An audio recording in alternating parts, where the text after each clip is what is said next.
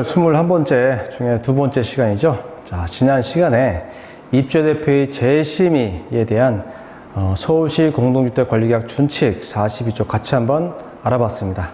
자, 지난번에 예고해 드린 바와 같이 그 재심의 신청서 어떻게 작성하는 건지 오늘은 그 사례 같이 한번 보도록 하겠습니다.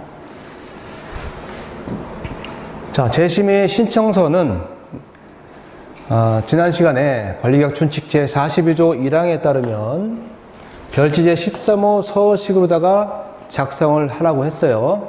그 13호 서식에 보면 대표에서 의결한 안건이 관계법령, 관리계약, 하위규정 등등 관계법령 등에 위반된다고 판단되면 대표의 감사나 관리주체 또 입주자 등 10분의 1 이상이 별지제 13호 서식에 있는 재심 요청서를 대표에게 제출을 한다고 되어 있었고요.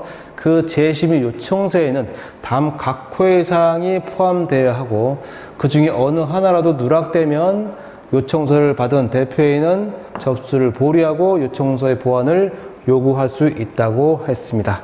그 요청서에는 1호부터 3호까지 해당 내용인데 대표에서 의결한 내용 중에 어떠한 사항이 위에 있는 관계법령 등에 위반되어 있는지, 두 번째, 그 위반된 사항, 위반한 내용, 그 위반된 내용이 몇 점 몇 항에 위반되어 있는지, 또 재심의에 제한 내용, 그 재심의에 하기 위해서 관계법령에 위반했는데 이걸 어떻게 해줬으면 좋겠냐? 재심 요청자가 제안을 하는 내용까지 모두 담겨져 있어야 된다는 얘기죠. 그래서 다음과 같이 이제 재심의 신청서를 한번 사례로 작성을 해 봤습니다. 같이 한번 읽어보면서 앞에 했던 재심의 내용, 신청서에 어떤 내용이 추가되어야 되는지, 어떤 내용이 포함이 되어야 되는지 같이 한번 알아보도록 하겠습니다. 자, 제목은 재심의 신청서 했고요. 입주 대표회에서 의결한 사항에 대해서 아래와 같이 재심의를 요청합니다. 그러면 재심 요청을 누가 했을까? 맨 아래 보시면 신청인 해가지고 홍땡동 외에 10인이 했습니다. 10인. 그럼 앞에서 재심 요청할 수 있는 자가 몇 명이었죠? 누구였죠? 네. 대표의 감사, 관리주체, 입주자 등. 근데 입주자 10인 이상이었죠? 대표자를 지정해라. 라고 규정되어 있습니다. 그럼 밑에 보면은 홍땡동 외에 10인 했으니까 홍땡동이 이제 대표자로 지정됐겠네요. 총 10인이 연대 서명하고 재심 신청을 했네요. 잘했죠? 자, 그러면 여기 재심의 신청서에 반드시 포함될 내용 세 가지를 했죠. 그 세 가지가 첫 번째는 재심의를 신청하는 내용.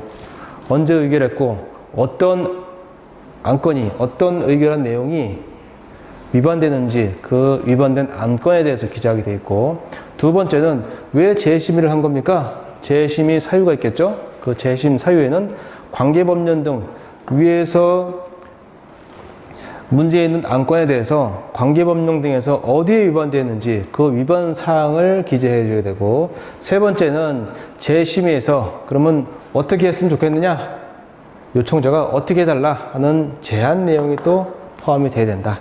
그래서 하나 둘 셋 모두 여기 있는 내용이 모두 포함이 돼서 입주자 대표회의에 재심의 신청을 해야 되는데, 이 중에 어느 하나라도 만약에 누락이 됐다면 대표회의는 재심의 요청자한테 보류하고 또 보완을 요청할 수 있다라고 앞에서 배웠습니다. 그럼 첫 번째 읽어보겠습니다. 재심의 신청 내용.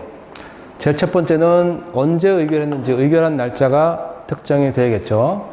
그래서 8월 23일 금요일에 의결했답니다. 의결한 내용, 여기서 의결한 내용이 여러 가지인데 그 중에서 재심의를 신청한 내용은 몇 호냐 이거죠. 몇 호.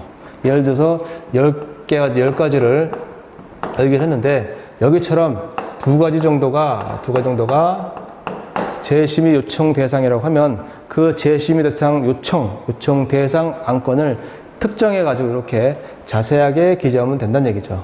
1호와 3호에 문제가 있었다. 그럼 두 번째, 재심의하는 사유가 뭔데? 이런 안건을 의결했는데 왜 재심의하는 거야? 관계법령 등을 위반했거든.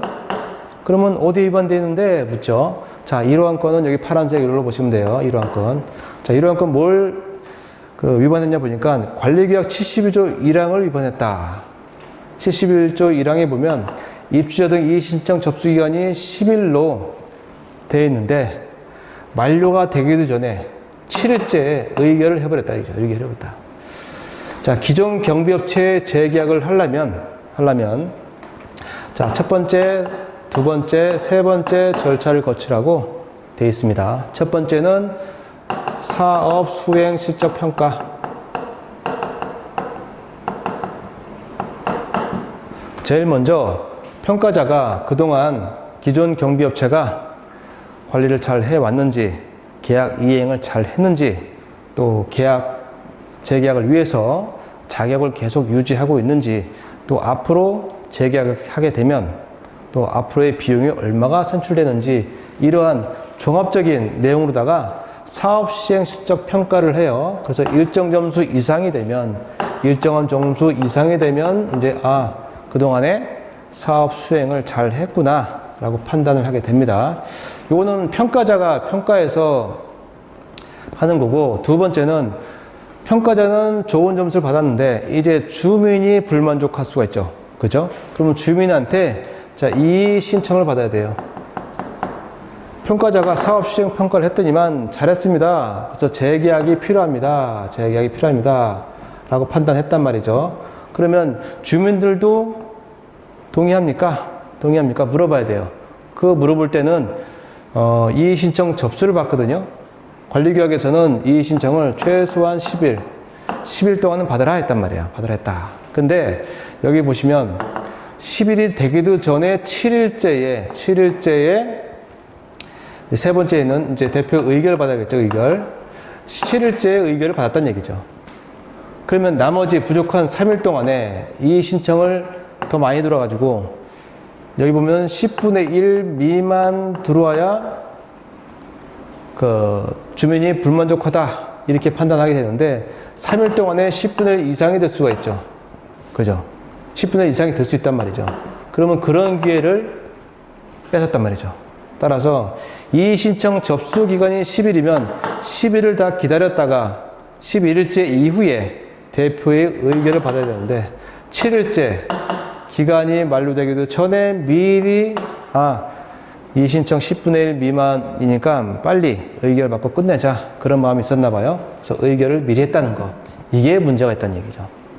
두 번째 위반사항 볼게요. 회장 해임을 이제 의결했는데 문제가 뭐냐, 회장 해임 안건을 대표의 구성원에게 통지를 하지 않았다는 거, 또 입주자 등에게 해당 안건을 공개해야 되는데 공개도 안 했겠죠. 그죠? 그래 놓고 회장 해임을 의결했다는 거죠. 우리 앞에서 배웠죠? 안건을 먼저 통지한다. 그리고 주민들한테 공개한다. 이 안건 통지와 공개한 것에 대해서 회의에서 의결한다. 미리 안건을 통지해야 대표의 구성원이 미리 숙지를 하고 어떻게 하면 적합하게, 어떻게 하면 잘 결정할 수 있을까, 이런 고민을 하고 오라는 그런 의미잖아요. 그죠? 그런데 안건에서는 없었는데, 해임 안건이 없었는데 갑자기 느닷없이 회장을 해임시키자, 문제가 많다, 그래서 의결했다는 거죠. 이것도 관계법령 등을 위반했다는 거죠. 그러면 재심 신청 내용이 1호와 3호 의결일자에 이 두 가지가 문제가 있었고, 재심 사유는 1호는 이렇게 접수기간 전에 만료시키고 의결하고, 두 번째 회장 해임 안건을 통지 안 했는데, 공개도 안 했는데 당일날 갑자기 졸속으로 회장 해임을 의결했다. 이 두 가지가 문제라는 얘기죠. 그러면 맨 마지막 제안자가 여기에는 신청인 10분의 1 이상은 자 제안을 하죠. 자, 위반에 문제가 있었다. 관계법령 위반했으니까 어떻게 해달라고 그래요? 위반하지 않고 다시 제대로 절차 방법 거쳐서 다시 의결을 해달라는 거죠. 자, 제1호 어떻게 써 있을까요? 관리규약을 준수해서 입주자 등의 이의 신청 기간을 만료 다음 날 10일이니까 11일째 이날 이후에 10분의 1 미만 여부를 확인한 후 다시 의결하십시오 라고서 제안을 한 겁니다. 자, 두 번째 이제 회장 해임 안건 요거 3호죠. 관리구역 제34조 3항 각 호 중 어느 하나에 해당하는 방법으로 안건을 상정하고 회장에게 임시회의 개최 요청을 해서 재의결을 하시기 바랍니다. 그죠? 여기 있던 문제를 그대로 놔두지 말고 우리 관리규약에 정해진 그 규정을 쫓아서 안건 미리 상정하고 그 안건을 구성원들에게 보내고 그 구성원들에게 받은 그런 안건을 가지고 회의 개최날 회의를 해서 임시회를 개최해서 거기서 다시 의결을 원합니다. 이것이 재심에서 제안한 내용이다. 그죠? 그래서 여기서 맨 아래 별첨 그래가지고 입주자 등의 대표자를 지정해서 요청 시 재심 요청자는 동호수 성명 서명을 반드시 기재를 해서 뒤에다가 첨부가 돼야 된다는 거죠. 이게 첨부가 안 되면 여기는 홍땡동 입은 혼자서 요청하는 거와 똑같아요. 그죠? 우리가 입주자 등이 요청할 때는 혼자 안 된다 그랬죠. 최소한 전체 입주자 등 10분의 1 이상이 요청하되 거기에는 대표자 전체 다 여기에 참석한다든지 전체 다 할 수 없으니까 그 중에 대표자, 주동자, 대표자께서 나머지 사람들에 대해서 전부 다 뒤에 서명을 받든지 해가지고 뒤에다가 첨부해서 재심 요청을 입주자 대표회의에 이렇게 해주면 되겠다는 얘기죠. 이렇게 1, 2, 3번이 모두 기재가 돼서 재심 요청을 이제 대표회의 하면 입주자 대표회의는 요청을 받고 지체 없이 다시 심의한다 그랬죠. 그래서 심의한 결과가 나오면 그 결과를 재심 요청자한테 또 관리주체한테 통보도 하고 또 공개를 해줘야 된다 그랬죠. 어디다가요? 주민이 알 수 있는 아파트 홈페이지 그리고 동별 게시판 이런 데다가 공개까지 해줘야 한다고 말씀드렸습니다. 자, 그래서 오늘은 재심의 신청서에 대해서 하나의 사례를 가지고 설명드렸습니다. 자, 어렵진 않죠? 자, 오늘도 수고 많이 하셨습니다.